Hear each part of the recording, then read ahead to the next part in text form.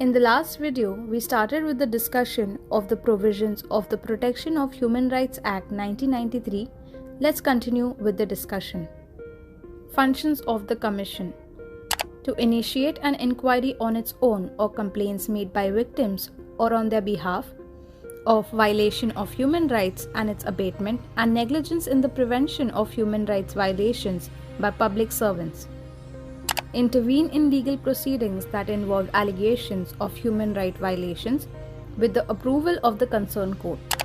Visit jail or other institution under state government's control where individuals are detained, treated, reformed, or protected. The Commission can study the living conditions of inmates and make recommendations to the government. Review the safeguards provided by the Constitution and other existing laws for the protection of human rights and recommend measures for their effective implementation. Review factors including acts of terrorism that obstruct the enjoyment of human rights. Study international treaties and instruments related to human rights and make recommendations for their implementation. Undertake and promote research in the field of human rights. Work to enhance human rights awareness and literacy in society, which can be done through publications, the media, seminars, and other available means. Encourage, support, and promote the efforts of NGOs and institutions. Undertake any other functions for promotion and protection of human rights. Powers related to inquiries. While inquiring into complaints, Commission has the powers of civil court as if trying a suit under the Code of Civil Procedure 1908. These powers include summoning and enforcing the attendance of witnesses who can be examined under oath, discovery and production of any documents, receiving evidence on affidavits, requisitioning public records or copies from courts or offices, issuing commissions for the examination of witnesses or documents, any other matter as may be prescribed. The Commission has the power to require individuals except those with legal privilege to furnish information relevant to the inquiry. The Commission or an authorized officer not below the rank of a gazetted officer can enter buildings or places where documents related to the inquiry may be found. They can seize such documents or take extracts or copies subject to Section 100 of the Code of Criminal Procedure 1973. The Commission is considered a civil court, and if it observes commission of certain offences under Sections 175, 178, 179, 180 or 228 of the Indian Penal Code, it can record the facts and statements of the accused and forward the case to a magistrate for further action. The Commission has authority to transfer complaints to state commissions from where it arises if necessary. Investigation. The Commission can utilize the services of officers or investigation agencies of the central or state governments with their concurrence to conduct investigations. Such officers or agencies have the power to summon and examine individuals, require the production of documents, and requisition of public records. The investigating officer or agency must submit a report to the Commission within a specified period. The Commission can verify the facts and conclusions in the report by conducting further inquiries. Statements made to the Commission. Statements made by individuals while giving evidence before the Commission cannot be used against them in civil or criminal proceedings except in cases of prosecution for giving false evidence. This protection applies when the statement is in response to a question by the Commission or is relevant to the subject matter of the inquiry. Persons prejudicially affected.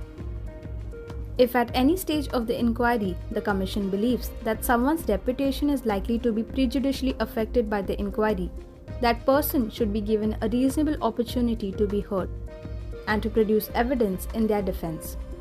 An exception is made when the credit of a witness is being impeached. Inquiry into complaints. The Commission can call for information or reports from the central government, state government, or any other authority or organization. If the information or report is not received within the prescribed time, the Commission can proceed to inquire into the complaint on its own. Upon receiving the information or report, the Commission can initiate an inquiry if deemed necessary, or if it is satisfied that the concerned government authority has initiated appropriate action, It may not proceed with the complaint and inform the complainant or victim. Steps during and after inquiry. Where the inquiry discloses the commission of violation of human rights or negligence in the prevention of violation of human rights, or abetment by a public servant, it may recommend the concerned government or authority to pay compensation or damages to the complainant or the victim, to initiate legal proceedings against the concerned individuals, or take other suitable actions if a violation of human right or negligence is found. The Commission itself can approach the Supreme Court or the High Court for necessary direction, orders, or writs. Recommend immediate interim relief to the victim or their family. Provide a copy of the inquiry report to the petitioner or their representative. Send a copy of the inquiry report along with recommendations to the concerned government or authority, which must provide its comments and actions taken within 1 month or any specified time. Publish the inquiry report along with comments of the concerned government or authority and their actions. Procedure with respect to armed forces. When dealing with complaints of human rights violation by members of the armed forces, the Commission follows a specific procedure, which includes seeking a report from the central government upon receiving a complaint or petition, making recommendations to the central government based on the report. The central government is required to inform the Commission of the action taken on the recommendations within 3 months or a specified time. The Commission should then publish its report and provide the copy of the report to the petitioner or their representative. Annual and special reports. The Commission is required to submit an annual report to the central government and the relevant state government. The Commission can also submit special reports at any time if it believes that the matter is of such urgency or importance that it should not wait until the annual report. The central and state governments must lay the Commission's annual and special reports before each House of the Parliament or the state legislature, along with a memorandum detailing the action taken or proposed, as well as the reasons for not accepting any recommendations. Stay tuned for part 3 of the video.